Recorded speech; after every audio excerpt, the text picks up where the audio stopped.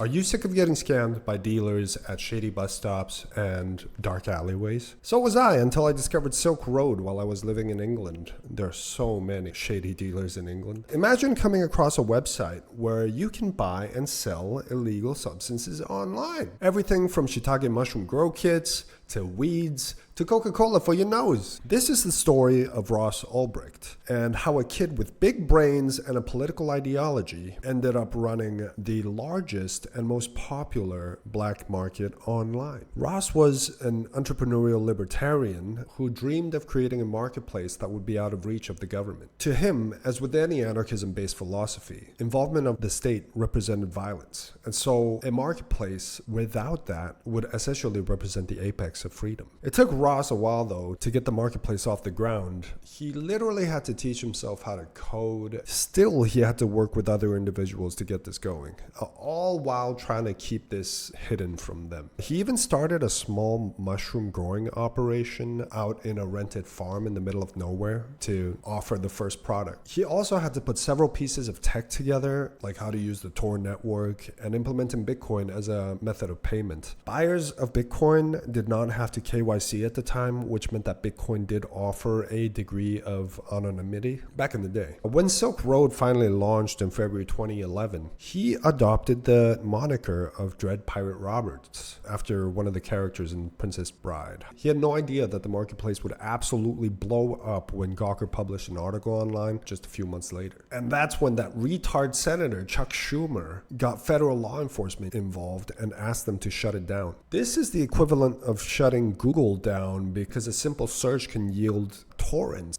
All it takes is a search and knowing how to spot these magnet links and getting really good movies for free. To be fair to Google, though, Silk Road was founded as a P2P black marketplace from the get-go. We can argue about the moralities of this all day, but I believe that it gave us a path to purchase, use, and sell banned substances in a safe way. Despite only being accessible to users of Tor, the Silk Road was no small potatoes by any means. It generated nearly $200 million of revenue with $13 million in commissions, which at the time was an absurd amount of money, especially because crypto was a nascent technology. We didn't even have Ethereum yet. To give you some additional context, they had serviced more than 100,000 buyers in a period of just 2.5 years of operation. 100,000 buyers of substances purely through a black market website that did not advertise itself. That is massive. So just how did Ross get caught? There were a lot of moving pieces, but the pivotal moment came when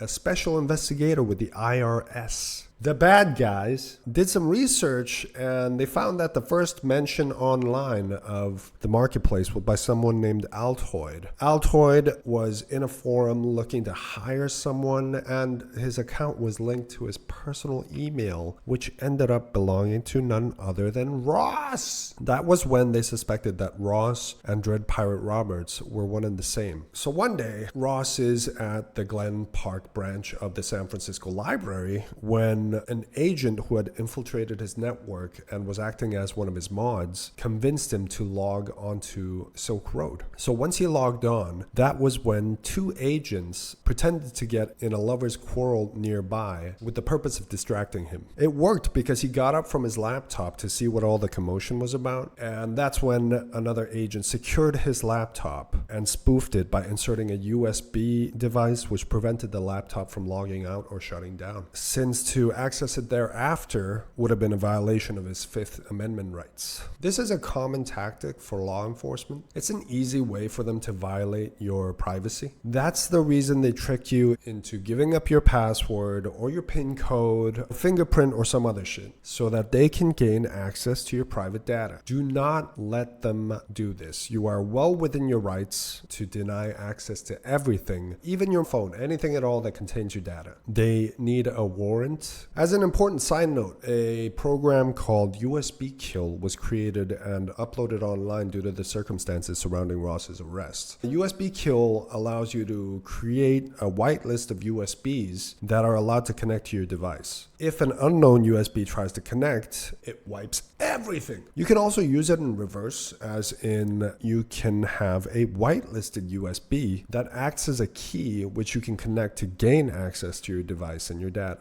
The government also accused Ross of hiring killers on 5 separate occasions to silence any potential threats to the marketplace, but those charges were never filed. So the FBI ended up seizing 144,000 BTC, which would later be auctioned off. Ultimately, Ross received 5 sentences to be served concurrently, including 2 life sentences, without the possibility of parole. He currently resides in a facility in Arizona, having been moved originally from New York. Unfortunately, the site was shut down a long time ago, although many copycats emerged, as well as other black marketplaces that tried to replicate the success of Silk Road, including one that was selling arms. There were others that tried. They didn't work out either. Some of them got hacked, some of them got taken down, and others just weren't very successful at all. And that's a real shame, because Silk Road is one of the finest experiments that the internet ever gave us. I could talk about this for ages, but the story is also murky in many parts because we all know that the federal government is known for bullshitting a lot, and it's shameless for doing so. The good news is that before Trump was re-elected, he claimed that he would grant Ross clemency on day one. Day one, son! So Trump obviously won the re-election. And so now what we have to do is sit tight and see what happens. Hopefully the day that Ross is finally free is very close. All right, that pretty much covers our episode for today. If you enjoyed this episode, give me a like and subscribe to the channel. And let me know in the comments who you think I should cover next. I'm thinking Do Kwon and Luna, or the biggest grifters in the NFT space. I'm your host, Valerioshi, and you've been watching DGen Reports. I'll catch you in the next one. Free Ross.